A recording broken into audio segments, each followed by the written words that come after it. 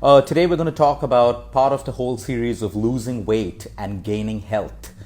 You know, what's very important is your mindset. We spoke about having the right goal and the right intention behind anything that you want to do in life, whether it's your career, whether it's your ambition, whether it's the work that you do. What is your intention behind what you do?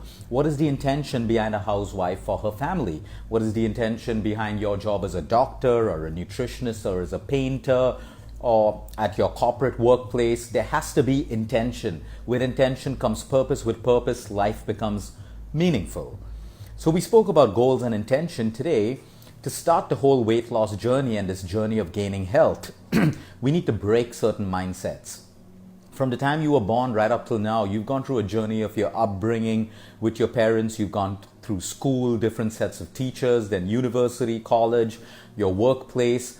So you've kept adopting certain beliefs and certain mindsets about different things. Okay, these mindsets form in our heads and our beliefs become who we eventually are. So for example, if we believe we're stupid because our teacher or our parents kept calling us stupid as we were growing up, that's exactly what you think of yourself. Very destroying for your self-esteem, which is why it's so important for parents to choose the words that they use with their children. So important. Likewise, that's how mindsets and beliefs are formed. If we believe that we're the best at everything and we're egoistic about it and we're not humble, we think we're the best, and then we don't have space for learning, for listening, for growing, for evolving, and then at some point that all comes crumbling down onto us again.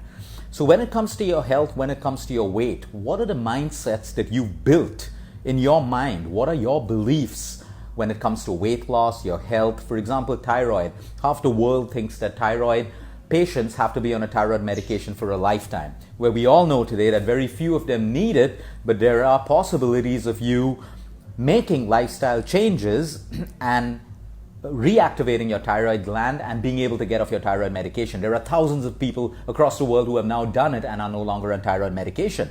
Again, let's give you an example of a mindset and belief about cancer. Most people believe it's a death sentence, that when you get fourth stage, you're going to die.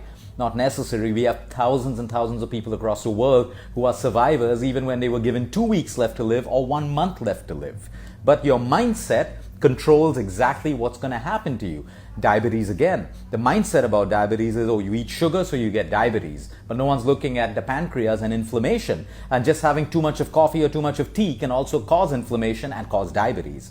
So all these little mindsets that we have, we need to start evaluating what are the mindsets that we have as individuals when it comes to our health and our weight. So of belief, a pregnant woman who's given delivery believes that the first 3 months, if she doesn't exercise and doesn't take care of her health, she's never going to lose that belly fat. But it is so untrue. In fact, we find more problems with the women who immediately deliver and they try to punish themselves with exercise and dieting, then they can't lactate, and in fact they have more health and weight problems than doing it gradually in a natural way. So when it comes to your weight, what are the mindsets and beliefs that you have? Do you truly believe that, oh, as I'm aging, my metabolic rate falls and I'll become fat? When I was a kid, I could eat ice creams and do everything, and that's why I had a higher metabolic rate and I lost weight. Again, that's crap. When you were young, when you were smaller, you didn't have the fear of food. You were happy. You enjoyed life. You did everything with a happy state of mind, which is why you could break down the ice cream, the chocolate, the desserts, the overeating, and all of that stuff.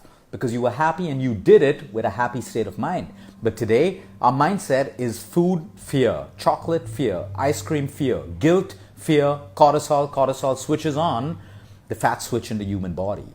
So before we even start talking about the foods and diets and exercise programs and stuff to do with your weight loss and gaining health, you got to start looking, number one, at intention and goal. I'm assuming you've already done that for yourself. Number two, what are the mindsets that you hold on to? What are the beliefs that you hold on to? Women out there think that, oh, if I get pregnant and have a C-section, I'm never going to be able to have a flat tummy. And yet we know there are women out there today who have had 2 babies, 3 babies, and yet they have flat tummies. They're able to reduce that belly fat over time, maybe not get rid of stretch marks, which I feel is a part of their own beauty and their own journey, and they shouldn't have to be judged on that. But what I'm trying to say is, today you have to evaluate your mindset when it comes to weight loss. Does it really mean that you have to work out more and eat less and create a deficit to lose weight? By default, you lose weight a little bit, 2, maybe 3, maybe 4 kilos, and then it'll stagnate, you hit a plateau, and the moment you fall off track, you'll put all the weight back on. What if the model was when you exercise more, you eat more? Because when you exercise more, you break down more muscle, your body needs more energy to recover. And when you recover, you build more muscle, and when you build more muscle, you lose more belly fat. So when you eat more, when you work out more, you eat more. And what if the model is that when you work out less or you have to be sedentary because of your work or your travel, you automatically eat less? What if that is the model? Because for the longest time, our belief and mindset is work out more, eat less. On paper, it makes sense, but metabolically in the body, it's complete crap. Which is why you see athletes having 5,000 calorie diets, 6,000 calorie diets, because they're burning that much. They got to keep putting that much of fuel into their bodies. So we try to act like athletes that we see, and we try to imitate their training programs, but we don't want to change our nutrition. We don't want to change the amount of fats that we have to increase, the amount of protein at the right time, and the amount of carbohydrates. We find every woman and man moving away from carbohydrates. There are good carbs and bad carbs. Stay away from the bad carbs. They wreak havoc with your body. But the good carbs, there's no way good carbs causes you to gain weight. If you have good carbs and you have a sedentary lifestyle, anyone's going to have that problem. The simple answer is in what's been happening in our country. Go back 10 to 15 years. The staple diet in our country is carb heavy. Yet obesity has never been a problem. 10 to 15 to 20 years ago, obesity is a problem today. The struggle to lose fat is today. And yet we're running away from carbs thinking that carbs has caused the problem. No, your sedentary lifestyle, the part of yourself which you're not showing the rest of the world, like how much of alcohol you drink, okay, how low your sleep levels are, how much of emotional stress you have in your mind. The world doesn't get to see that, but then we get to blame carbohydrates and sugars and everything else. For the longest time, people have had healthy lives with the right weight and great bodies, having 2 cups of chai in a day, morning and evening. How can chai be the cause of your weight gain? It's because you want those 2 cups of chai, and you want your processed biscuits with it, and you want your pastries if you go out for dinner, which is almost every second or third night, and you have a sedentary lifestyle because you have a servant to get your remote control for you, you have a servant to open the door every time the doorbell rings, we have drivers. I'm not saying these are wrong things. I'm saying face reality. Have servants, have a comfortable life. But then if you're trying to lose weight, you put in that effort, you put in that extra activity, and you start eating the right way. So the number one exercise is today for you to sit down and evaluate what are the beliefs that I have in my mind when it comes to weight loss. What are my beliefs? And if they're the right beliefs, hold on to them. If they're the wrong beliefs and mindsets, first you change what happens in your mind, and then your body will follow. I'll end it with a quick example. I have actresses and models who come to me for weight loss. I had this model from South Africa. She had the most incredible figure. Probably not an ounce of body fat on her body, but yet she came to me for weight loss. So I said, can you please show me where you want to lose this weight from? And she said, no, when I look in the mirror, I feel I'm fat.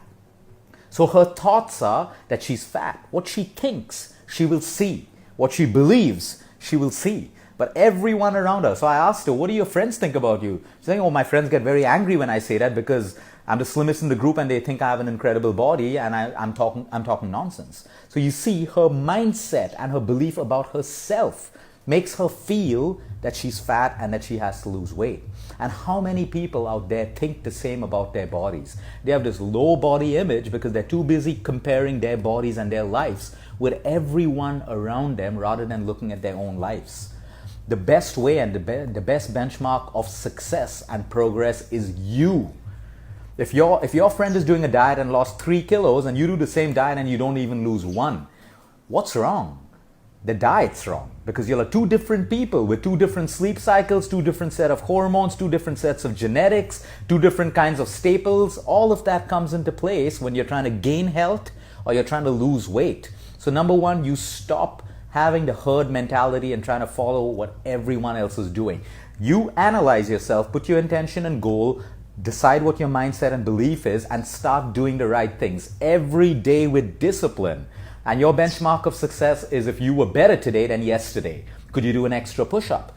Could you hold an extra minute of a plank off? Okay, a minute may be too much every day. Could you hold 5 seconds extra of a plank? Could you eat better today than you did yesterday? Can you do all of this? Is your sleep getting better? Are your stress levels getting even a little bit better? I'm not saying get rid of stress, If you were very stressed out yesterday, have you managed to put 5 minutes of meditation today to make your stress levels better so that your hormones behave the right way?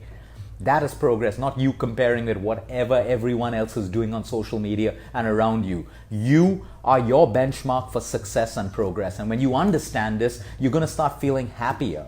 You're going to do it with an open heart. You're going to start loving yourself a little bit more rather than comparing yourself. Because today you may achieve that perfect figure that your neighbor has. And tomorrow you'll see that someone else walks past you with a better figure. And now all of a sudden, you want that figure, or you want that weight, or you want that house, or you want that car, or whatever it is. So your benchmark of success is you. Now, these are the most important things when you're trying to build good health or you're trying to lose weight. Everything else is secondary. If you don't have it right in your mind, your body will not follow the right way. So your exercise today is to introspect, write down what are my beliefs about my body, my mindset when it comes to my health, the best ways to lose weight, the best kind of foods that suit my body. Write this down and then be ready for the next challenge, which we'll have 3 days from now. The first lifestyle change when it comes to losing weight and gaining health. Have a great day, everyone. Until next time, eat smart, move more, sleep right, and breathe deep.